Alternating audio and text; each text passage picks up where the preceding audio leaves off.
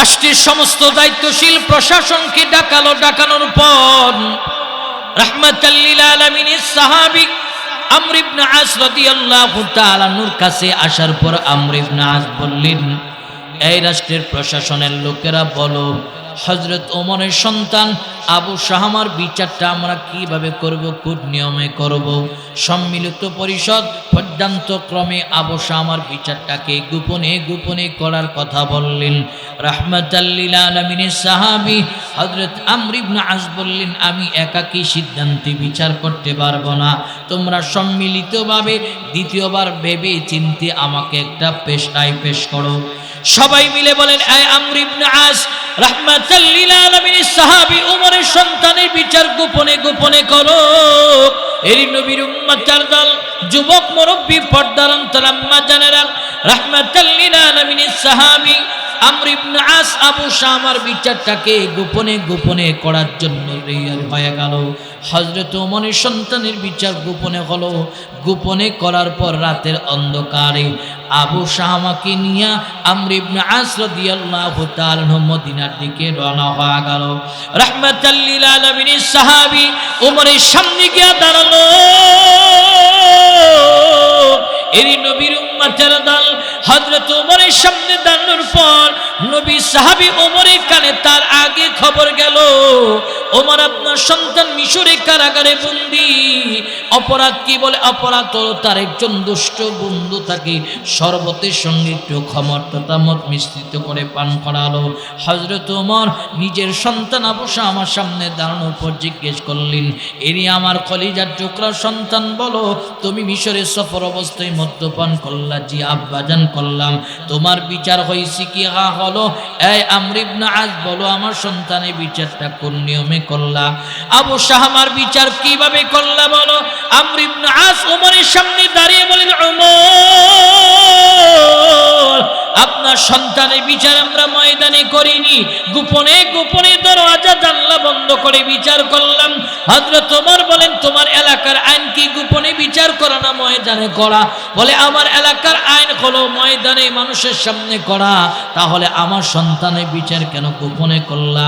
পয়গম্বরের সাহাবী হযরত ওমর নিজের আপন সন্তানকে ডেকে বললেন, এরি আমার কলিজার টুকরা সন্তান, বলো তোমার বিচারটা যেই নিয়মে করা হয়েছে সঠিক বিচার হয়নি।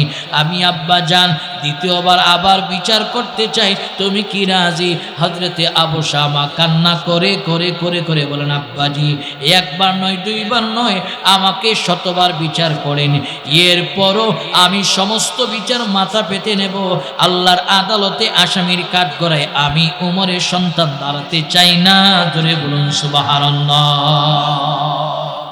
সাল্লাল্লাহু তাআলা আলাইহি ওয়া আলা আলিহি ওয়া আসহাবিহি ওয়া বারাকা ওয়া সাল্লাম وبارك وسلم تسليما كثيرا كثيرا. الذي أرسله الله تعالى بالحق بشيرا ونذيرا وداعيا إلى الله بإذنه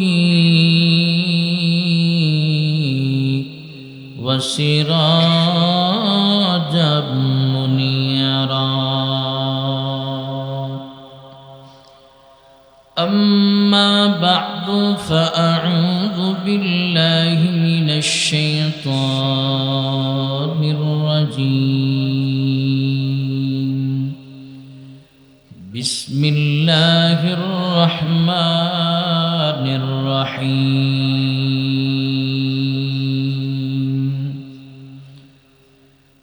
وإذ قال لقمان لابنه وهو يعظه يا بني لا تشرك بالله إن الشرك لظلم عظيم. ووصينا الإنسان بوالديه حملته أمه وهن وهنا على وهن وفصاله في عامين أن اشكر لي ولوالديك إلي المصير. وقال سيدنا رسول الله صلى الله عليه وآله وسلم: لا تشرك بالله شيئا وإن قتلت وحرقت، أو كما قال النبي عليه الصلاة والسلام. সকলে মহব্বতে জবান খুলে নবীজির ভালোবাসা নিয়ে দুরূদ ইব্রাহিম পড়ি। আল্লাহুম্মা সাল্লি আলা মুহাম্মাদিন ওয়া আলা আলি মুহাম্মাদ কামা সাল্লাইতা আলা ইব্রাহিম ওয়া আলা আলি ইব্রাহিম ইন্নাকা হামিদুম মাজিদ। اللهم بارك على محمد وعلى آل محمد كما باركت على إبراهيم وعلى آل إبراهيم إنك حميد مجيد. بلغ العلا بكماله كشف الدجى بجماله حسنت جميع خصاله صلوا عليه وآله. بشنو حافظ بتو گویم کہ گلتا زانمی مانات اگر مانات شب مانات شب دیگر نمیماند.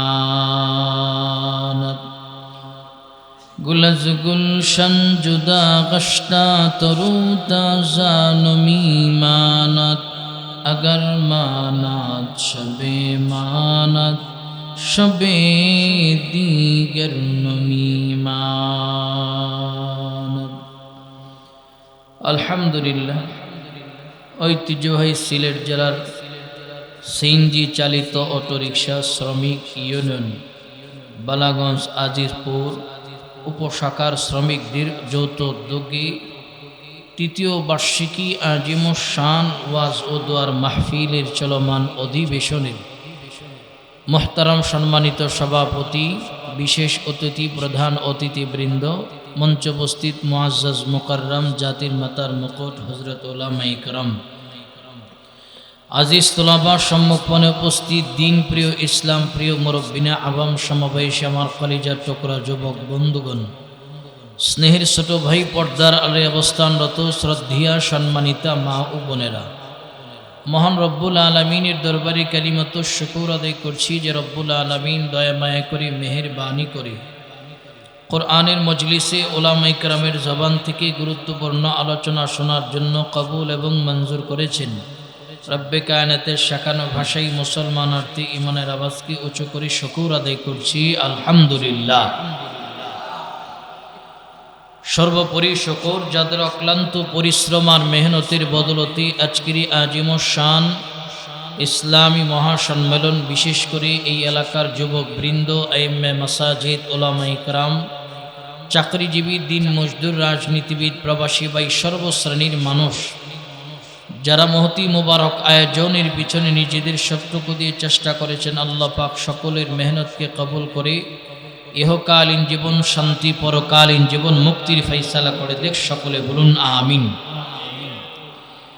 লক্ষ কোটি দরুদ ও সালাম বর্ষিত হোক উম্মতের দরদি নবী, যিনি যার 63 বছর জিন্দিগি উম্মতের ব্যথায় ব্যতীত ছিলেন, এখনো পর্যন্ত রওজা আথারে হায়াতুন নবী, জিন্দা নবী, উম্মতের ব্যথায় ব্যতীত যতক্ষণ পর্যন্ত এই উম্মতকে চূড়ান্তভাবে আল্লাহর জান্নাতে তিনি না পৌঁছাবেন, ময়দানে মাহশারের সজিদা থেকে মাথা ওঠাবে না, সমস্ত দরুদ বর্ষিত হযরত মুহাম্মদ, সকলে পড়ুন সাল্লাল্লাহু আলাইহি ওয়াসাল্লামের উপর। সাউন্ড অপারেটর ভাই, মাইকের আওয়াজটা একটু একেবারে ক্লিয়ার করা যায় কিনা দেখেন তো, এই কোটা যেন এখানে বেশি আপ ডাউন না করে, কথাটা বোঝা যাবে। আমি আপনাদের খেদমতে মহাপবিত্র বাণী কোরআনুল করিম থেকে 114 সূরার ভিতর থেকে 31 নম্বর সূরা হিফজুল কোরআনের ভিতরে যে সূরাটা 31 নম্বরে স্থান পেয়েছে, জায়গা পেয়েছেন, সূরাতুল লুকমান থেকে 13 এবং 14 নম্বর আয়াতে কারীম তিলাওয়াত করেছি। নবীজির অসংখ্য মোবারক আহাদিসের ভান্ডার থেকে এক টুকরো হাদিস তিলাওয়াত করেছি। অদ্বৈ আয়াত এবং হাদিসের আলোকে কর্তৃপক্ষ থেকে আমার জন্য যতটুকু সময় নির্ধারিত রয়েছে, এর ভিতরে আমাদের জীবনের পাথেয় সন্ধানের উদ্দেশ্যে গুরুত্বপূর্ণ আলোচনা হবে। আল্লাহ পাক আমাদেরকে দিলের কানে শুনে আমল করার তৌফিক দান করুক, সকলে বলুন আমিন। যেই সূরাটুকুন থেকে আয়াতে কারীম তিলাওয়াত করেছি, সূরাটার নাম হলো সূরাতুল লুকমান। সূরাটার নাম কি? সবাই বলেন, সূরাটার নাম কি? লুকমান। লুকমান একজন ব্যক্তির নাম, যেই নামের ব্যক্তি আপনাদের এই এলাকায় পাওয়া যাবে, পার্শ্ববর্তী মহল্লায় পাওয়া যাবে। একটা ইউনিয়নে অনুসন্ধান করলে বহু লুকমান নামের ব্যক্তিকে একত্রিত করা সম্ভব, কিন্তু কোরআনুল কারীমের ভিতরে আল্লাহ পাক রব্বুল আলামিন কোন লুকমানের নামের সূরা নামকরণ করলেন, নিশ্চয়ই এই মানুষটা আল্লাহ তাআলার কাছে প্রিয়, পছন্দের, মহাব্বতের, ভালোবাসার, যার দরুন আল্লাহ পাক রব্বুল আলামিন ওনার নামে সূরার নামকরণ করেছেন। জোরে বলুন ঠিক কিনা? হাকিম লুকমান। হাকিম শব্দের দুইটা অর্থ হয়। যারা বিচারকের আসনে বসে বিচার কার্যক্রম পরিচালনা করে, ইনাদেরকে হাকিম অথবা হিকিম বলা হয়। যারা চিকিৎসা প্রদান করে, এদেরকে হাকিম অথবা হিকিম বলা হয়। হযরত লুকমান আলাইহিস সালাতুস সালাম উনি কোন হাকিম ছিলেন? বলে হযরত লুকমান আলাইহিস সালাতুস সালাম এমন একজন হাকিম ছিলেন, যারা দুনিয়ার দিকে দৌড়ঝাঁপ করত, এদেরকে কাছে বসায়া নসিহতের মাধ্যমে আল্লাহর সঙ্গে তিনি সম্পর্ক করে দিতেন। জোরে বলুন আল্লাহু আকবার। লোকটা দামি না কম দামি? মানুষের নসিহত করে আল্লাহর সাথে সম্পর্ক করে দেয়, বলে আল্লাহ চিনো। এর চেয়ে দামি মানুষ আর হতে পারে না। প্রিয় ভাইয়ার আমার, হযরত লুকমান আলাইহিস সালাতুস সালাম তিনি একজন বাবা। বাবা হিসাবে সন্তানের দায়িত্বটাকে উনি কাঁদিনি, আপন সন্তানকে কাছে বসায়া দামি একটা নসিহত করলেন। বর্তমান সময়ে যেই নসিহতটা আমাদের মা বাবাদের সন্তানদের করার খুব প্রয়োজন ছিল। সন্তান পরিচালনার ক্ষেত্রে আমাদের মা বাবার দায়িত্ব, জিম্মাদারি আছে না নাই? সবাই বলেন আছে না নাই? কিন্তু আজকে আমাদের কাছে সন্তানের দায়িত্ব নিয়ে জিম্মাদারি নেই। আমার সন্তান অপরাধ করলে কেউ আমার কাছে অপরাধের স্পট থেকে সন্তানকে ধরে এনে আমার সামনে দাঁড় করে যদি বলে এই বিচারটা আপনি করে দিন, আপনার সন্তানকে এই এই অপরাধের কাজে জড়িত হতে দেখেছি, ওই জায়গা থেকে নিয়ে এসেছি। আমাদের সমাজের অনেক বাবাদের মুখের ভাষা হয় এই রকম যে যুবক বয়সে একটু একটু অপরাধ করবে, এগুলি ধরার বিষয় নয়। কিন্তু সেম অপরাধ থেকে যদি এলাকার অসহায় দরিদ্র গরিবের কোনো সন্তান আরো ছোট্ট অপরাধ করে, আর যেই ব্যক্তির সন্তানের বিচার নিয়ে এলাকাবাসী এসেছিল, এই ব্যক্তি সমাজের পরিচালকের আসনে থাকে, তখন অসহায় দরিদ্র গরিবের সন্তানের বেলায় এই কথা বলে যে কঠিন বিচার করো, গ্রাম থেকে তাড়িয়ে দাও, মহল্লায় ঢুকতে দেওয়া হবে না, এমন আইন পাশ করো। এই আইনটা যদি অন্যের সন্তানের বেলায় না করে নিজের সন্তানের বেলায় করতে পারতাম, তাহলে সমাজের চিত্র আরো আরো সুন্দর হতো। ধরে বলুন ঠিক কিনা? নিজের সন্তানের দায়িত্ব নিয়ে বিচার নাই। কিছু মানুষ আছে অন্যের সন্তানের সমালোচনা করতে করতে সকাল থেকে সন্ধ্যা, সন্ধ্যা থেকে রাত গভীর পর্যন্ত তার নিজের সময় ব্যয় করে, এমন মানুষ আছে না নাই? আপনাদের এলাকায় বলুন। প্রিয় ভাইয়ের আমার, সমালোচনা কোথায় হয়? এক একটা চায়ের দোকানে। আর আমি আমার ক্ষুদ্র জ্ঞানে রিসার্চ এবং অবজারভেশন করে দেখেছি, এক একটা চায়ের দোকান হলো এক একটা সংসদ অধিবেশন। খাইয়া দেয় কোনো কাম নাই, সকাল 10টায় দোকান খুললি, ওখানে গিয়ে হাজির, চায়ের কাপ একটা হাতে নেই, চায়ের চুমুক দিতেছি, কার ছেলে কি করে, কার মেয়ে কি করে, কার বাড়িতে কি হয়, কোন বংশী কি হয়েছে, কোন মহল্লায় কি হয়েছে, এই নিয়ে বিবিসি নিউজ যেরকম ভাবে একের পর এক আপডেট দিতে থাকে। কিছু মানুষ আছে খাইয়া দেয় কোনো কাম নাই, সকালবেলা 8টা বাজে উঠেই বিবিসি নিউজের মতন সারা মহল্লার খবর এই চায়ের দোকানে সাপ্লাই করে। প্রিয় ভাইয়ের আমার, একটাবার চিন্তা করে না আমি কি করলাম, আমার ছেলে কি করছে, আমার মেয়ে কি করছে, আমার বংশের ছেলেরা কি করছে, আমার কি দায়িত্ব ছিল। যদি নিজেকে নিয়ে চিন্তা করতে পারতাম তাহলে উলামায়ে কেরামাই না নসিহত করানোর পুরো প্রয়োজন ছিল না। নিজেকে নিজে নসিহত করলে সমাজ এবং ব্যক্তির রূপ পরিবর্তন হয়ে যেত। তোরে বলুন ঠিক কিনা? প্রিয় ভাইয়ের আমার, দূর থেকে আলেম ওলামা এসে তো এই কথাটাই আপনাদেরকে বলে। মেরে মোহতারাম দোস্ত আজিজ, খেয়াল করেন বাবা কেমন দায়িত্বশীল হওয়া চাই। হযরত ওমর রাদিয়াল্লাহু তাআলা আনহুর শাসন আমল। হযরত ওমর নরম না গরম? সবাই বলেন। ঘুমাইতেছেন? আমার কথা বুঝেন তো? বুঝে থাকলে আমার সাথে হা না, ঠিক বিঠিক, সুবহানাল্লাহ, আলহামদুলিল্লাহ বলতে হবে। তাহলে আমার কথা বলতে সাহায্য হবে যে আমার কথা আপনারা বুঝতেছেন। কারণ আপনাদের সাথে তো আমাদের ভাষাগত ডিফারেন্স আছে। আপনারা খক্কা কইলে খোবা, আমরা খক্কা কইতে পারতাম না। যেভাবেই বলি আপনারা সচেতন শ্রোতা, আলেম ওলামার মহাব্বতের মানুষ, আলেম ওলামার এলাকার মানুষ। অতএব আপনারা আমার সাথে আছেন তো কতক্ষণ ইনশাল্লাহ? কারা কারা আছেন হাত তুলেন তো, হাতগুলি নাড়া দেন তো। মাশাআল্লাহ পড়েন সুবহানাল্লাহ, আলহামদুলিল্লাহ, ওয়ালা ইলাহা ইল্লাল্লাহ, আল্লাহু আকবার। হযরত ওমর রাদিয়াল্লাহু তাআলা আনহুর শাসন আমল। তৎকালীন সময়ে মিশরের পার্লামেন্ট অব দ্য গভর্নর হলো আল্লাহ রসুলের প্রিয় একজন সাহাবী, যার নাম হলো আমর ইবনে আস রাদিয়াল্লাহু তাআলা। হযরত ওমরের সন্তান, নাম তার আবু শাহমা, মিশরে কোনোদিন সফরে যায়নি। বাবার কাছে গিয়ে দরখাস্ত করছে। খেয়াল করেন সন্তান কেমন আদর্শবান, বাবা কেমন আদর্শবান। বাবার কাছে গিয়ে দরখাস্ত করছে, বাপ আমি মিশরে যেতে চাই, মিশরে যদি কোনো কাফেলা যায় আমাকে ওই কাফেলার সঙ্গে অ্যাড করবেন, আমি মিশর সফর করব। চিন্তা করেন সন্তান কেমন আদর্শবান, কোন জায়গায় সফরে যাবে বাবার অনুমতি চাইতেছে।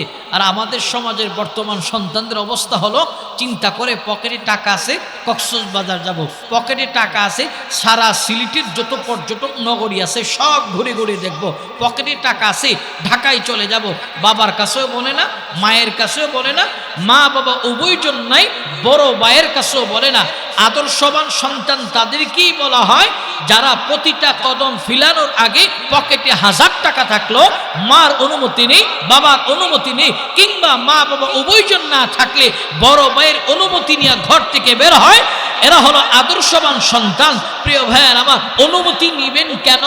অনুমতি এই জন্য নিবেন, মা বাবার অনুমতি নিয়ে বের হলে আপনার প্রতিটা কদমে, সফরের প্রতিটা কদমে কদমে, প্রতিটা কদমে কদমে মা বাবার কল্যাণের দোয়া থাকবে। জোরে বলুন আল্লাহু আকবার। মা বাবা নাই, ভাইয়ের দোয়া নিবেন, কিন্তু এই আদর্শবান সন্তান সমাজে নাই। দরখাস্ত করছে, বাপ মিশরে যেতে চাই। হযরত ওমর কাফেলা যখন প্রস্তুত হয়েছে মাসিক সফরে মিশরে যাবে, এমন সময় আবু শাহমাকে ওই কাফেলার সঙ্গে অ্যাড করে, সংযুক্ত করে মিশরে যাওয়ার ইজাজত দিছে। কাফেলা মিশরের দিকে পথ চলতেছে। কিছু দূর যাওয়ার পর ক্লান্ত মানুষ তাঁবু টানাইছে একটু আরামের জন্য। আরাম করতে গিয়ে আবু শাহমার একজন দুষ্ট বন্ধু তার সঙ্গে কাফেলায় ছিল। দুষ্ট বন্ধু শরবত পান করানোর নামে তৎকালীন সময়ে মদ একটু মিশ্রিত করে শরবতের সঙ্গে আবু শাহমাকে পান করালেন। আবু শাহমাকে পান করালেন মদ শরবতের সঙ্গে। তদানীন্তন সময়ে সংবিধানে আইন হলো, যদি কোনো মানুষের সন্তান মদ্যপান করে তার যদি প্রমাণ পাওয়া যায় তাহলে ময়দানে মানুষের সামনে দাঁড় করিয়ে 80টা চাবুকের আঘাত করতে হবে। এটা হলো সংবিধানে আইন। গোয়েন্দা সংস্থার মাধ্যমে রিপোর্ট হয়ে গেছে যে আবু শাহমা মদ্যপান করলেন আমর ইবনে আসের কাছে। আমর ইবনে আস রাষ্ট্রের প্রশাসন নিয়ে আবু শাহমার যে কাফেলায় আছে এখানে আইসা তারে তাঁবু থেকে উঠাইয়া একটু দূরে নিয়ে জিজ্ঞেস করছে, আবু শাহমা আমি কানে খবর পেয়েছি গোয়েন্দা সংস্থার মাধ্যমে আশারিত্তাল খামার, তুমি মদ্যপান করছো, কথা কি ঠিক? বলে হ্যাঁ আমি মদ পান করছি, নিজে করিনি, আমার একজন দুষ্ট বন্ধু আমাকে খাওয়াইছে। হযরত ওমর রাদিয়াল্লাহু তাআলার সন্তান এই স্বীকারোক্তি দেওয়ার পর আমর ইবনে আস বলেন, দেখার টাইম নেই কোন মানুষের সন্তান, আগে গ্রেফতার করো, সংবিধানের আইন অনুপাতে বিচার হবে। জোরে বলুন সুবহানাল্লাহ। গ্রেফতার করো, দেখার টাইম নেই কোন মানুষের সন্তান। তো আবু শাহমা গ্রেফতার হলেন, কারাগারে গেলেন। বিচার কিভাবে হবে, রাষ্ট্রের যারা দায়িত্বশীল আছে আবু শাহমার বিচারটা কিভাবে হবে, টেনশনে পড়ে গেছেন। আমর ইবনে আস রাদিয়াল্লাহু তাআলা রাষ্ট্রের সমস্ত দায়িত্বশীল প্রশাসনকে ডাকালো। ডাকানোর পর রাহমাতাল লিল আলামিনের সাহাবী আমর ইবনে আস রাদিয়াল্লাহু তাআলা নূর কাছে আসার পর আমর ইবনে আস বললেন, এই রাষ্ট্রের প্রশাসনের লোকেরা বলো, হযরত ওমরের সন্তান আবু শাহমার বিচারটা আমরা কিভাবে করব, কোন নিয়মে করব? সম্মিলিত পরিষদ পর্যান্তক্রমে আবু শাহমার বিচারটাকে গোপনে গোপনে করার কথা বললেন। রাহমাতাল লিল আলামিনের সাহাবী হযরত আমর ইবনে আস বললেন, আমি একাকী সিদ্ধান্তে বিচার করতে পারবো না, তোমরা সম্মিলিতভাবে দ্বিতীয়বার ভেবে চিন্তে আমাকে একটা পেশায় পেশ করো। সবাই মিলে বলেন, আয় আমর ইবনে আস, রাহমাতাল লিল আলামিনের সাহাবী ওমরের সন্তানের বিচার গোপনে গোপনে করো। এই নবীর উম্মতের দল, যুবক মুরব্বী, পর্দার অন্তর আম্মা জানেরা, রাহমাতাল লিল আলামিনের সাহাবী আমর ইবনে আস আবু শাহমার বিচারটাকে গোপনে গোপনে করার জন্য রেয়ার হয়ে গেল। হযরত ওমরের সন্তানের বিচার গোপনে হলো। গোপনে করার পর রাতের অন্ধকারে আবু শাহমাকে নিয়ে আমর ইবনে আস রাদিয়াল্লাহু তাআলা মদিনার দিকে রওনা হয়ে গেল। রাহমাতাল লিল আলামিনের সাহাবী ওমরের সামনে গিয়ে দাঁড়ালো। এই নবীর উম্মতের দল হযরত ওমরের সামনে দাঁড়ানোর পর নবী সাহাবী ওমরের কানে তার আগে খবর গেল, ওমর আপনার সন্তান মিশরে কারাগারে বন্দী। অপরাধ কি? বলে অপরাধ হলো তার একজন দুষ্ট বন্ধু তাকে শরবতের সঙ্গে একটু খমরটা মদ মিশ্রিত করে পান করালো। হযরত ওমর নিজের সন্তান আবু শাহমার সামনে দাঁড়ানোর পর জিজ্ঞেস করলেন, এরই আমার কলিজার টুকরা সন্তান, বলো তুমি মিশরের সফর অবস্থায় মদ্যপান করলা? জি আব্বাজান করলাম। তোমার বিচার হয়েছে কি? হা হলো। এই আমর ইবনে আস বলো, আমার সন্তানের বিচারটা কোন নিয়মে করলা? আবু শাহমার বিচার কিভাবে করলা বলো? আমর ইবনে আস ওমরের সামনে দাঁড়িয়ে বলেন, ওমর, আপনার সন্তানের বিচার আমরা ময়দানে করিনি, গোপনে গোপনে দরওয়াজা জানলা বন্ধ করে বিচার করলাম। হযরত ওমর বলেন, তোমার এলাকার আইন কি গোপনে বিচার করা না ময়দানে করা? বলে আমার এলাকার আইন হলো ময়দানে মানুষের সামনে করা। তাহলে আমার সন্তানের বিচার কেন গোপনে করলা? পয়গম্বরের সাহাবী হযরত ওমর নিজের আপন সন্তানকে ডেকে বললেন, এরই আমার কলিজার টুকরা সন্তান, বলো তোমার বিচারটা যেই নিয়মে করা হয়েছে সঠিক বিচার হয়নি। আমি আব্বাজান দ্বিতীয়বার আবার বিচার করতে চাই, তুমি কি রাজি? হযরতে আবু শাহমা কান্না করে করে করে করে বলেন, আব্বাজি একবার নয় দুইবার নয়, আমাকে শতবার বিচার করেন, এরপরও আমি সমস্ত বিচার মাথা পেতে নেব। আল্লাহর আদালতে আসামির কাঠগড়ায় আমি ওমরের সন্তান দাঁড়াতে চাই না। জোরে বলুন সুবহানাল্লাহ। হযরত ওমরের সন্তান আবু শাহমা বলেন, বাপ আমাকে বিচার করেন, আল্লাহর আদালতে আসামির কাঠগড়ায় দাঁড়াতে চাই না। তো হযরত ওমর বললেন, এই খাদেম যাও, প্রতিটা অলিতে গলিতে এলান করো, মাইকিং করো, মাইকিং করে এই এলানটা পৌঁছে দিবা যে হযরত ওমরের সন্তান মদ্য সেবন করেছে। হযরত ওমর এই বিচারটাকে হাতে নিয়ে ময়দানে বিচার করার জন্য চাবুকের আঘাত করবে, ৮০টা আঘাত বিচার করবে, তোমরা সকলেই একবার বিচারের দৃশ্যটা দেখবা। হযরত ওমর রাদিয়াল্লাহু তাআলা খাদেমকে এই কথা বললে, খাদেম চতুর্দিকে ইলান পৌঁছালো। হযরত ওমর আবু শাহমাকে নিয়ে ময়দানে গিয়ে দাঁড়ায় গেল।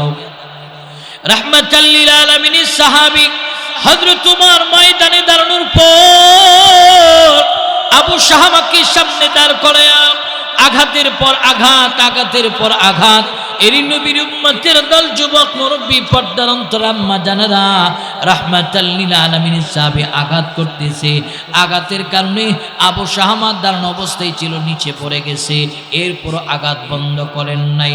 হযরত ওমর আঘাত করতেছে, এমন সময় আবু শাহামার নাক দিয়া ফেনা বের হয়, মুখ দিয়া ফেনা বের হয়। একজন মুরব্বী সাহাবী ডেকে ডেকে ডেকে ডেকে ওমরকে বললেন, ওমর এখনো সময় আছে, আপনার বন্ধ চক্ষুগুলি খুলে ফেলুন। আপনার মহাব্বতের কলিজার টুকরো সন্তান আবু শাহামার অবস্থা কিন্তু ভালো নয়। নাক দিয়া ফেনা বের হয়, মুখ দিয়া ফেনা বের হয়। বাবা হিসাবে সন্তানের প্রতি দরদ মহাব্বত ভালোবাসা যদি থেকে থাকে, বন্ধ চক্ষুগুলি খুলবেন। পয়গম্বরের সাহাবী হযরত ওমর রাদিয়াল্লাহু তাআলা বন্ধ চক্ষু খোলার পর তাকায় দেখলেন আবু শাহামার অবস্থাটা বেশি ভালো নয়। রাহমাতাল লিল আলামিনের সাহাবী হযরত ওমর আবু শাহামাকে কোলে নিল। এই নবীর উম্মতের দল হযরত ওমর কোলে নিয়ে কান্না করে করে করে করে বললেন, এরি আমার কলিজার টুকরা সন্তান, তুমি আমাকে জল্লাদ মনে করিও না, আমি আব্বাজান কিন্তু জল্লাদ নয়। আমি বাবার দায়িত্ব নিয়ে বিচার করেছি, যেন আল্লাহর আদালতে আমাকে আসামির কাঠগড়ায় না দাঁড়াতে হয়। রাহমাতাল লিল আলামিনের সাহাবী এমন ভাবে কান্না করতেছে, হঠাৎ করে তাকায় দেখলেন আবু শাহামা দেহ পিঞ্জিরা থেকে প্রাণবায়ুটা বের হয়ে গেল। নিতর দেহটা হযরত ওমরের কোলে। ওমর এই নিতর দেহ নিয়ে কান্না আরম্ভ করলেন। কান্না করতেছে হযরত ওমর। ওমরের কান্নার দৃশ্য দেখার পর সব মানুষ ডেকে ডেকে বললেন, ওমর কান্না করিয়েন না, যেহেতু হায়াতের জিন্দেগি দুনিয়ার সফরটা শেষ, এখন তাকে দাফন করা লাগবে, গোসল করানো লাগবে। গোসলখানায় নিয়ে যাওয়া হলো। গোসল করে হযরত ওমর নিজেই সাদা কাপড় প্যাকেজিং করলেন। সাদা কাপড় পরে হযরত ওমর খাটুলার মধ্যে শোয়ালো। খাটুলাটা হযরত ওমর রাদিয়াল্লাহু তাআলা কাঁধে নিল। আর দুনিয়ার নিজাম হলো, বাবার কাঁধে যদি সন্তানের লাশ একটা বার উঠে যায়, এই নবীর উম্মতের দল বাবার দিল ভাঙ্গা আর্তনাদ, তার চোখের পানি পৃথিবীর কোনো মানুষটি বোঝাইতে পারে না। যেহেতু হযরত ওমর একজন বাবা, বাবার কাঁধে সন্তানের লাশ, হযরত ওমর কান্না করে করে করে করে জানাজার মাঠে গেল। এর নবীর উম্মতের দল রাহমাতাল লিল আলামিনের সাহাবী জানাজার মাঠে গিয়া জানাজার নামাজ আরম্ভ করলেন। 4 তাকবীর শহীদ জানাজার নামাজ পড়ানোর পর হযরত ওমর আবার খাটুলা কাঁধে নিয়েছে। খাটুলা কাঁধে নিয়ে হযরত ওমর কবরের দিকে রওনা। কবরের সামনে গিয়া হযরত ওমর লাশ নামালেন, নিজে কবরে নামলেন। 2 হাত বাড়াইয়া দিয়া বললেন, দাও আমার সন্তানের লাশটা আমার কোলে দাও। পয়গম্বরের সাহাবীর কোলে লাশ দেওয়া হলো। লাশটা কবরে শোয়া, কাফনটা মুখ থেকে সরায় কপালে চুমুখে কান্না করে করে ওমর বললেন, এরি আমার কলিজার টুকরা সন্তান, তুমি কিন্তু আমাকে জল্লাদ মনে করিও না, আমি বাবা দায়িত্ব নিয়ে বিচার করেছি। কারণ নবীজি বলেছে, কুল্লুকুম রাইন ওয়া কুল্লুকুম মাসউলুন আন রাইয়াতিহি, সকল মানুষ দায়িত্বশীল, আমি আমার দায়িত্ব নিয়ে তোমাকে বিচার করলাম, তুমি আমাকে জল্লাদ মনে করিও না। নবীজি সাহাবী হযরত ওমর চুমুখে কবর থেকে উঠে নিয়ম মাফিক বা সেটিং করলেন। এর উপরে মাটি দিলেন। মাটি দেওয়ার পর করুণ দৃশ্য, মঞ্চের সব মানুষ তাকিয়ে তাকিয়ে হযরত ওমর এই দৃশ্য দেখলেন। খাদেমের হাত থেকে চাবুক হাতে নিয়া রাহমাতাল লিল আলামিনের সাহাবীর কবরের মাটির উপরে চোখ বন্ধ করে 5টা আঘাত করলেন। ময়দানের সব মানুষ কান্না করে করে করে করে ওমরকে জিজ্ঞেস করলেন, ওমর আপনার সন্তানের কবরের মাটির উপরে কেন আপনি 5টা আঘাত করলেন? ওমর আমাদের কাছে বর্ণনা দেওয়া লাগবে। হযরত ওমর বলেন, শোনো, আমি আমার সন্তানকে মদ্যপান করার অপরাধী যে মাত্র বিচার করার জন্য ময়দানে নিয়ে দাঁড়ালাম, আমি ওমর গণনা করে করে করে করে আঘাত করতেছিলাম, কিন্তু 5টা আঘাত বাকি ছিল। আমি ওমর চিন্তা ভাবনা করলাম, আমার সন্তান যেন 5 আঘাতের কারণে আল্লাহর আদালতের সামনে না দাঁড়াতে হয়। আমি ওমর এই বিচারটাকে দুনিয়া থেকে সম্পন্ন করার জন্য তার কবরের মাটির উপরে 5টা আঘাত করিয়া বিচারটাকে দুনিয়া থেকে আমি ওমর সম্পূর্ণ করে দিলাম। জুড়ে বলুন সুবহানাল্লাহ। হযরত ওমর কেমন দায়িত্বশীল বাবা, অপরাধ যে লেভেলের বিচার হয়েছে সেই লেভেলের, কিন্তু আমাদের সমাজের ভিতরে অপরাধ যে লেভেলের বিচার সেই লেভেলের হয় না। অপরাধ স্পট থেকে বাবার সামনে দাঁড় করাইলে সন্তানকে একটা ধমক দে, বড় জোরে একটা থাপ্পড় দে, না হয় কয়েক অক্ত খাবার বন্ধ থাকে। এই বিচার করার কারণে সন্তানকে আরো অপরাধের লাইসেন্স আমরা দেই। কারণ একটা সন্তান মনে করবে আমি যত বড় অপরাধ করি না কেন বাবার সামনে গেলে ধমক দিবে, আর না হয় থাপ্পড় দিবে, আর না হয় কয়েক অক্ত খাবার বন্ধ হবে। এই কারণে আমাদের সন্তানগুলি আজকে লাইনচ্যুত হচ্ছে। কারণ হলো অপরাধ যে লেভেলের বিচার সেই লেভেলে না করার কারণে সন্তানগুলি অপরাধের ত্রাসের রাজত্ব কায়েম করতেছে। জোরে বলুন ঠিক কিনা? প্রিয় ভাইয়ের আমার, বর্তমানে একজন গার্ডিয়ানের কাছেও ইনসাফের বিচার নাই, সমাজ পরিচালকের কাছেও ইনসাফের বিচার নাই, রাষ্ট্রের কাছেও ইনসাফের বিচার নাই। সব জায়গায় বিচার বেচা কিনা হয়, রাষ্ট্রের বিচারও বেচা কিনা হয়, রাষ্ট্রের বিচারকও বেচা কিনা হয়, সমাজ যারা পরিচালনা করে এরাও বেচার বিচার কিনা হয়, এরাও পর্যন্ত বেচা কিনা হয়। জোরে বলুন ঠিক কিনা? ভাইয়ের আমার, কোন জায়গায় ইনসাফের বিচার নেই। নবীজিও বললি এমন একটা সমাজ আসবে, এটা আসার আগে আগে তোমরা মারা যাও। এই নয় যে নবীজি বলেছে আগুনে ঝাঁপ দাও, এরপরে ফাঁসিতে ঝুলিয়ে যাও, নদীতে ঝাঁপ দাও। নবী দৃষ্টান্ত দিয়ে বুঝাইতেছে এমন একটা সমাজ আসবে যে সমাজে অসহায় গরিব মানুষের পক্ষে কেউ ইনসাফ ভিত্তিক বিচারের কথা চিন্তা করবে না। যার পকেটের টাকা আছে তার পক্ষে বিচার বেচা কিনা হবে, তার পক্ষে সমাজ কথা বলবে, তার পক্ষে বিচার বিভাগ কথা বলবে। নবীজি যে ভবিষ্যৎবাণী করেছিলেন বর্তমানে এটা চলমান। আজকে গরিব মানুষের পক্ষে কেউ কথা বলে না, যার পকেটে টাকা আছে তার কাছে বিচার বেচা কিনা হয়। এমন সর্দার আমাদের সমাজে আছে না নাই? এমন বিচারক আমাদের দেশে আছে না নাই? এদের কারণে অসহায় মানুষগুলি ইনসাফের বিচার পায় না। প্রিয় ভাইয়ের আমার, ইনসাফ ভিত্তিক বিচার করার কথা নবীজি বলেছে, ইনসাফের বিচার করো। কিন্তু সমাজ যারা পরিচালনা করো এদের কাছে ইনসাফের বিচার নাই, তো ইনসাফের বিচার নাই, রাষ্ট্রের ভিতরে ইনসাফের বিচার নাই। প্রিয় ভাইয়ের আমার, খেয়াল করে আজকে বিচার বিভাগ কেমন বেচা কিনা হয়, বিচারক কেমন বেচা কিনা হয়। বুঝানোর জন্য একটা উদাহরণ দিলে কথাটা জেহেনে বদ্ধমূল হবে। এক এলাকায় দুই ভাইয়ের বাবা পৃথিবীতে বিদেয় হয়েছে। পিতৃ সম্পত্তির জায়গা হিসাবে এশিয়ান হাই রোডের পাশে মূল্যবান 12% জায়গা বাবা মিরাজ হিসাবে রেখে গেছে। তো দুই ভাই মিলে 6 করে বন্টন করলে, 6 করে বন্টনের পর তারা 6 করে ভাগ করার পর 12% জায়গা একেবারে মাঝখানে পড়ছে বিশাল বড় এক তাল গাছ। ছোট ভাই বলে এটা আমাকে দাও, বড় ভাই বলে এটা আমার। এই করে করে দুই ভাইয়ের মধ্যে তুমুল ফাসাদ এবং ঝগড়া আরম্ভ হয়েছে। প্রিয় ভাইয়ের আমার, এই ঝগড়ার দৃশ্যটা দাঁড়িয়ে দাঁড়িয়ে এই এলাকার সবচেয়ে বড় সালিশকারক মণ্ডল প্রতিদিন দেখে, দূর থেকে দেখে আর হাসি দিয়া হাতে তালি দিয়া বলে তোদের দ্বন্দ্ব যত বাড়বে আমার ধান্দা তত বাড়বে। এমন বিচারক আমাদের সমাজে আছে না নাই? ঝগড়া লাগলে ফিরাইতে যায় না, দূর থেকে বাতাস দেয়। বাতাস দিলে আগুন বাড়ে, আগুন বাড়লে উভয় পক্ষ থেকে টাকা খাওয়ার একটা ধান্দা হয়। এমন সর্দার আমাদের সমাজে আছে না নাই? প্রিয় ভাইয়ের আমার, খেয়াল করে দুই ভাই মিলে চিন্তা করলো কেবলমাত্র আব্বা মারা গেছে, ঝগড়া করতেছি, মানুষ খারাপ বলবে, এর একটা সমাধানের প্রয়োজন। বলে কি সমাধান? চলো তাল গাছের একটা সমাধান করে ফেলি। বলে কে দিবে সমাধান? বলে চলো উত্তর পাড়ার মণ্ডলের কাছে যাই, মোটামুটি উনাকে যদি আমরা মানি উনি আমাদের এই বিষয়টার একটা সমাধান দেবে। দুই ভাই মিলে মণ্ডলের কাছে গেছে, চাচা আমাদের এই বিষয়টার সমাধান চাই। বলে ঠিক আছে, যেহেতু এসেই পড়েছ, আগামীকাল 10টায় গ্রামের সকল সাহেব সর্দার মুরব্বী যারা আছে পঞ্চায়েতের এদেরকে ডাকাও, তোমাদের এই বিষয়টার সমাধান দেওয়া হবে। দুই ভাই মিলে সান্ত্বনার বাণী শুনে বাড়িতে গেছে। যখন সন্ধ্যা গনিয়ে রাত্র একটু গভীর হয়েছে, রাত 1টা বরাবর, এমন সময় বড় ভাইয়ের একটু ঘুম ভাঙছে। বড় ভাই চিন্তা করলে এত রাত্রে যেহেতু ঘুম একটু ভেঙছে, আর বিছানায় পিঠ না ঠেকায়া মণ্ডলের সঙ্গে একটু পার্সোনাল সাক্ষাৎ করা যায় কিনা দেখি। রাত 1টা বাজে মণ্ডলের দরজায় গিয়া ঠক ঠক করে আওয়াজ করছে, চাচা বাড়ি আসো? কে এত রাত্রে? দরজা খোলো। দরজা খুলে দেখে তাল গাছওয়ালা বড় ভাই। কি চাও?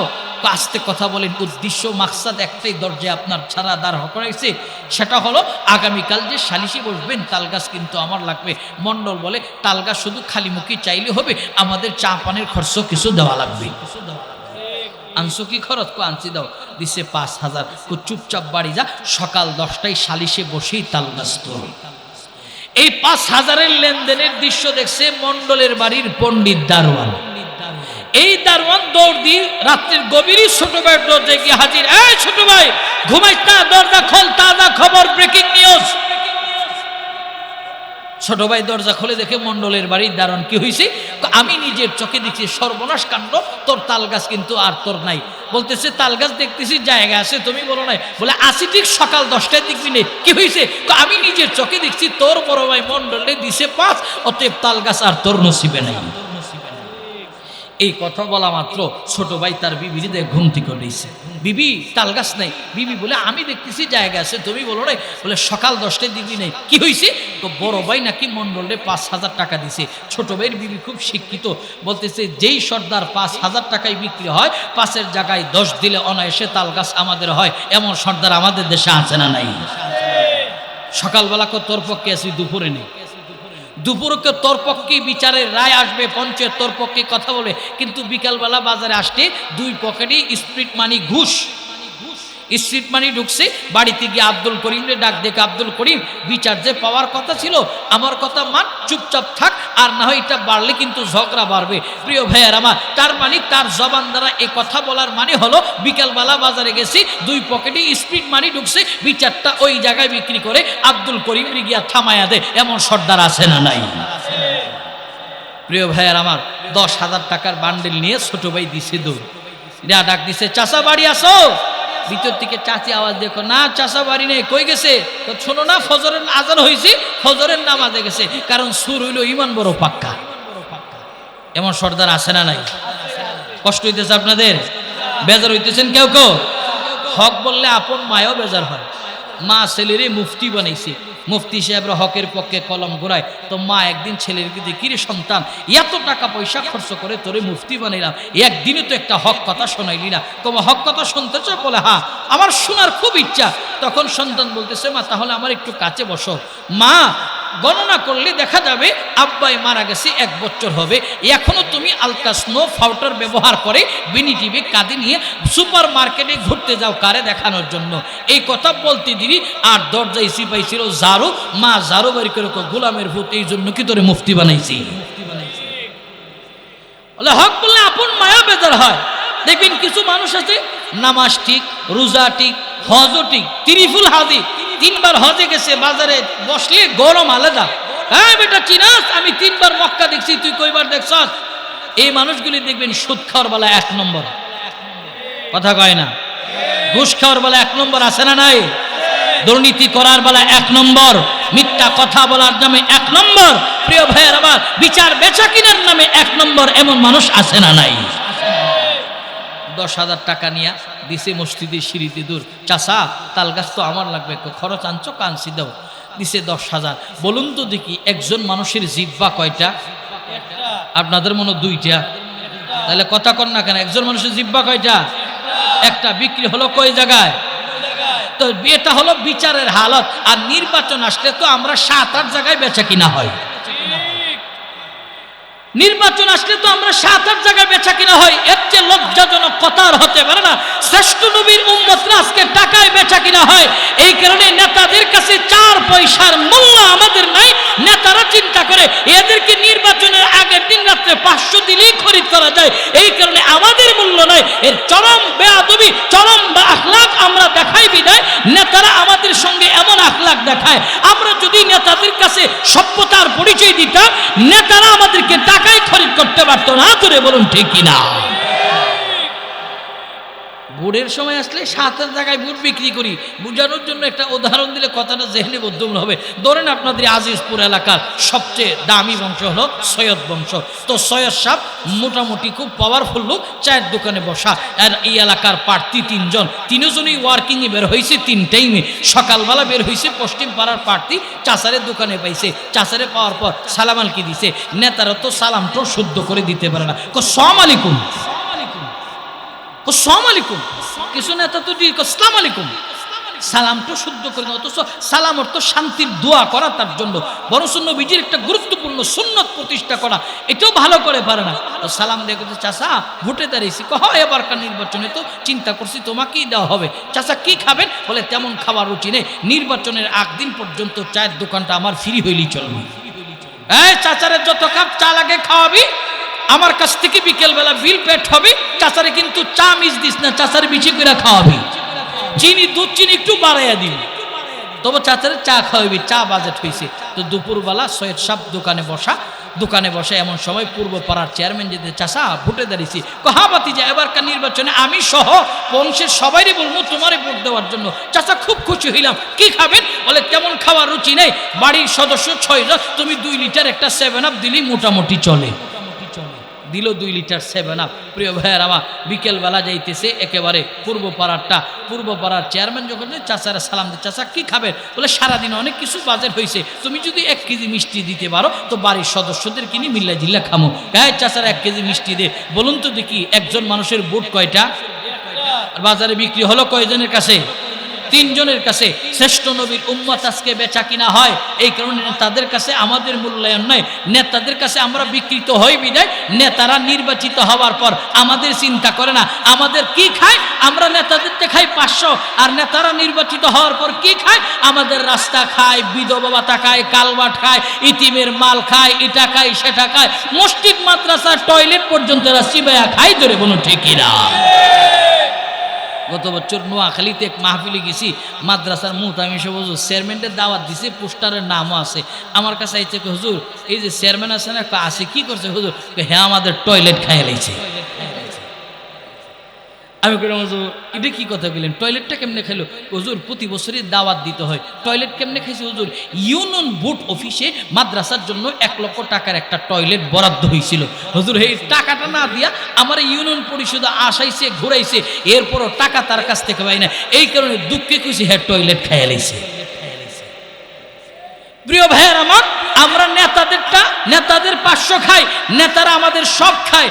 এই কারণে তৃণমূল থেকে যদি আমরা এই কথা বলতে পারতাম, বলে আমাদের 500 টাকা খাওয়ানোর দরকার নাই, আমাদের রাস্তা করে দিবেন, ব্রিজ করে দিবেন, কালভার্ট করে দিবেন, আমাদের যে এলাকার মসজিদগুলি উন্নয়নের দরকার উন্নয়ন করে দিবেন, মাদ্রাসাগুলি উন্নয়নের দরকার করে দিবেন, এরপরে আমাদের কবরস্থানটা দেখতে অসুন্দর লাগে, পারলে কিছু লাইটিংয়ের ব্যবস্থা করে দেন, বাউন্ডারি করে দিন। আমরা আপনাদের কাছে পোলাও কুরমা বিরিয়ানি চাই না, আমরা কেবল উন্নয়নের কয়েকটা কাজ আছে এইগুলি আমরা আপনাদের কাছে চাই। প্রিয় ভাইয়ারা আমার, কিন্তু আমরা এগুলি বলি না, আমরা অসভ্য হয়ে 500 টাকা খাই। আমরা যদি অসভ্য হয় আমাদের নেতা হবে অসভ্য, আমরা যদি সভ্যের হয় আমাদের নেতা হবে সভ্যের। অতএব নেতার দোষ দেওয়ার আগে আমাদের নিজের দোষ আরো বেশি। জোরে বলুন ঠিক কিনা?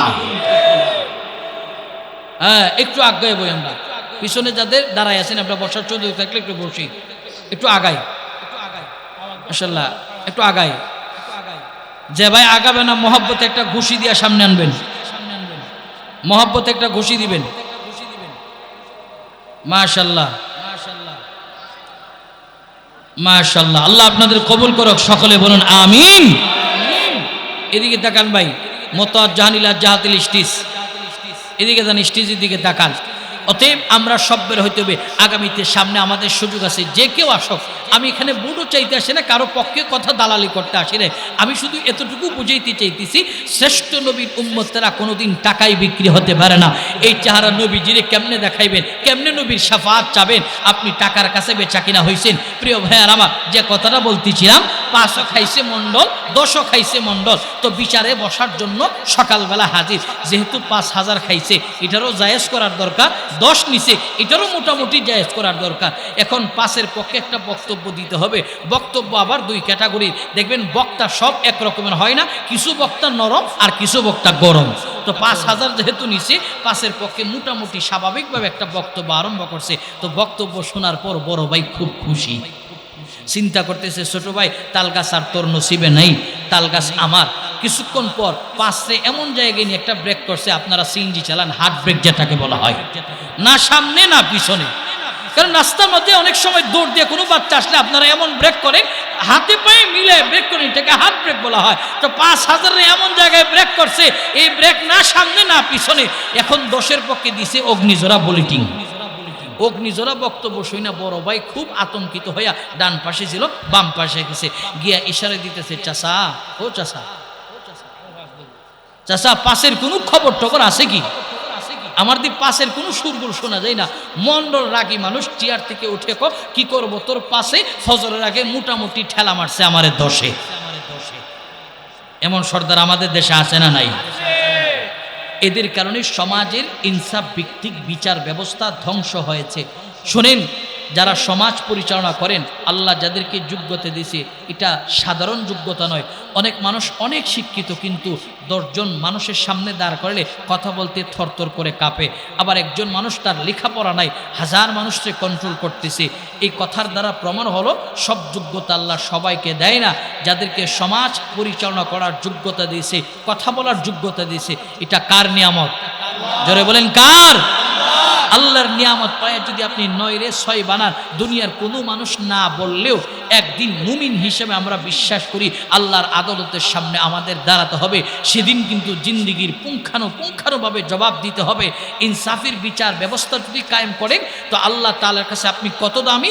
আরশে আজিমের ছায়া ব্যতীত নবীজি বলে কোনো ছায়া থাকবে না। সেদিন আল্লাহ আরশে আজিমের নিচে জায়গা করে দিবে। জোরে বলুন সুবহানাল্লাহ। আর যদি আপনি 9 রে 6 বানান, 6 রে 9 বানান, জিব্বা টান দিয়া বের করা হবে। সেদিন বুঝে হাঁকবে কেন ইনসাফের বিচার করলাম না। প্রিয় ভাইয়ার আমার, তো হযরত ওমর রাদিয়াল্লাহু তাআলা দায়িত্বশীল বাবা, দায়িত্ব নিয়ে বিচার করলেন। হযরত লোকমান আলাইহিস সালাতু ওয়াসসালামও দায়িত্বশীল বাবা, দায়িত্ব নিয়ে দামি নসিহত করলেন সন্তানদেরকে। হযরত লোকমান আলাইহিস সালাতু ওয়াসসালাম দায়িত্ব নিয়ে চমৎকার একটা নসিহত করলেন। এই সন্তান, আল্লাহ হলো এক, আল্লাহর সঙ্গে কাউরে শরীক করা যাবে না। আল্লাহ কয়জন? জোরে বলেন, আল্লাহ কয়জন? মহব্বতে ডাক দেন, ইয়া আল্লাহ। আরো জোরে বলেন, ইয়া আল্লাহ। আল্লাহ হলো এক, ও দ্বিতীয় কোনো ইলাহ নাই। অতএব মুমিনের কপাল একমাত্র নত হবে কার কদমে? জোরে বলেন, কার কদমে? কিন্তু আমাদের সমাজের কিছু মানুষ তালা বাবা, সালা বাবা, জড়া বাবা, গাঞ্জা বাবা, আরে বাবা, ওরে বাবা, কত রকমের বাবা আছে আমাদের সমাজের ভিতরে। বাবার কদমে আমরা মাথা নত করে দামি ইমানটা নষ্ট করি। আমাদের সমাজে কিছু মানুষ তো আছে ন্যাংটার কাছে গিয়ে মরিদ হয়, এমন মানুষ আছে না নাই? যদি বলা হয়, আয় বেটা ন্যাংটার কাছে মরিদ হইছে, হুজুর ন্যাংটার ভিতরে কি মাল আছে আপনারা বুঝবেন কি? আমি আমার ক্ষুদ্র জ্ঞানী রিসার্চ করছি। মাল থাকে গোডাউনে, স্যাম্বল থাকে দোকানে। মাল কই থাকে? সবাই বলেন, গোডাউনে। এই বাজারের ব্যবসায়ী অনেক মাল গোডাউনে আছে, স্যাম্বল একটা দোকানে আছে। জুতা যারা বিক্রি করে দেখবেন একটা একটা করে লটকায় রাখছে, স্যাম্বলটা দিয়ে রাখছে, আর গোডাউনের ভিতরে মাল আছে। ওর স্যাম্বল যদি হয় ন্যাংটা, ওর গোডাউনে কিছু নাই, সে মানুষের ঈমান নষ্ট করতেছে। ধরে বলুন ঠিক কিনা? ফখরে বাঙ্গাল তাজুল ইসলাম রহমাতুল্লাহি আলাইহি, ব্রাহ্মণবাড়িয়ার গর্ব, সারা বাংলাদেশের গর্ব, উজানির কারি ইব্রাহিম সাহেব রহমাতুল্লাহি আলাইহির মেয়ের জামাতা ফখরে বাঙ্গাল তাজুল ইসলাম রহমাতুল্লাহি আলাইহি জামিয়া ইউনুসিয়া মাদ্রাসা থেকে বৃহস্পতিবার ফজরের সালাত পড়া ব্রাহ্মণবাড়িয়া রেল স্টেশনের দিকে যাইতেছে। এমন সময় স্টেশনে খরমপুর কেল্লাসার মাজার থেকে এক ন্যাংটা তার 2 জন মুরিদান নিয়ে নামছে। কাপড় সাপড় নাই, বরাবর ফখরে বাঙ্গালের সামনে। ফখরে বাঙ্গাল রহমাতুল্লাহ আলাই এই ন্যাংটারে দেখা খাদিম রিয়া ধরে আনছে। দিরাইনা জিজ্ঞেস করলে, এই বেটা ন্যাংটাকে কাপড় কই? হুজুর আপনারা শরীয়তের মোল্লা, মারিফত বুঝবেন কি? কি তোর মারিফত? হুজুর দুনিয়ায় আইসি ন্যাংটা, কবরে থাকবো ন্যাংটা, মাঝখানে আবার কাপড়কে। এ হলো মারিফতি দলিল। তো হযরত ফখরে বাঙ্গাল তাজুল ইসলাম রহমাতুল্লাহি আলাইহি বলে, এই খাদেম দোকান থেকে সবচেয়ে ওজনদার একটা কেজি বাটকিরা আন। তো ন্যাংটাকে, হুজুর বাটকিরা কেন? আনলি বলবো। প্রিয় ভাইয়ের আমার, হুজুর চলে আসতে আমরা তকবীর লাগাই, নারে তকবীর, নারে তকবীর। হুজুর চলে আসতে, হুজুর আলোচনা করবে। প্রিয় ভাইয়ের আমার, খেয়াল করেন তো ফখরে বাঙ্গাল তাজুল ইসলাম রহমাতুল্লাহ আলাইহির হাতে বাটকিরা আসার পর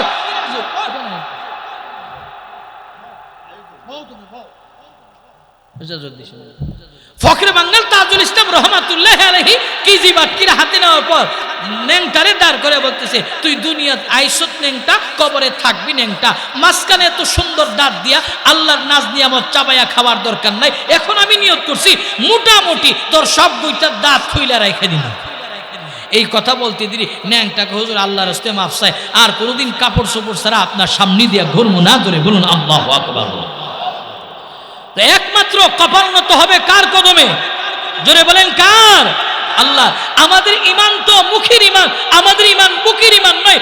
সাহাবা আজমাইনদের ইমান ছিল বুকের ইমান, আর আমাদের ইমান মুখের ইমান। আল্লাহ রাসূল বলে, লা তুশরিক বিল্লাহি শাইআ ওয়া ইন কুতিলতা ওয়া হুররিকতা। নবীজি বলে, যদি তোমাকে কতল করা হয়, শলিতে চড়ানো হয়, এরপরও আল্লাহ দেওয়া যাবে না, কল্লা দিয়া দাও, আল্লাহ দেওয়া যাবে না। কিন্তু আজকে আমরা আল্লাহ দিয়ে দেয়, অমুক বাবা তুমুক বাবার কদমে মাথা নত করি না। একমাত্র মাথা নত হবে একমাত্র আল্লাহর কদমে, কারো কদমে মাথা নত করা যাবে না। জোরে বলুন ঠিক কিনা?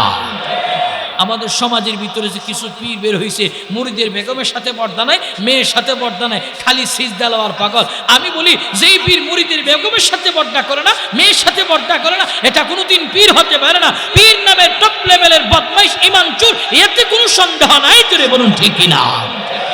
নওজোয়ান সচেতন মহল সচেতন থাকতে হবে।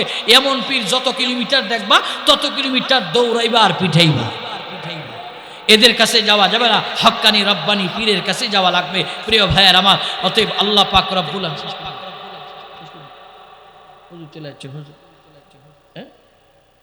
প্রিয় ভাইয়ের আমার, তো হুজুর চলে আসছে, এখানে আর আলোচনা দীর্ঘায়িত নয়। প্রিয় ভাইয়ের আমার, আল্লাহ পাক রব্বুল আলামিন আমাদেরকে পৃথিবীতে পাঠিয়েছে আল্লাহর দাসত্ব বন্দেগী ইবাদত করার জন্য।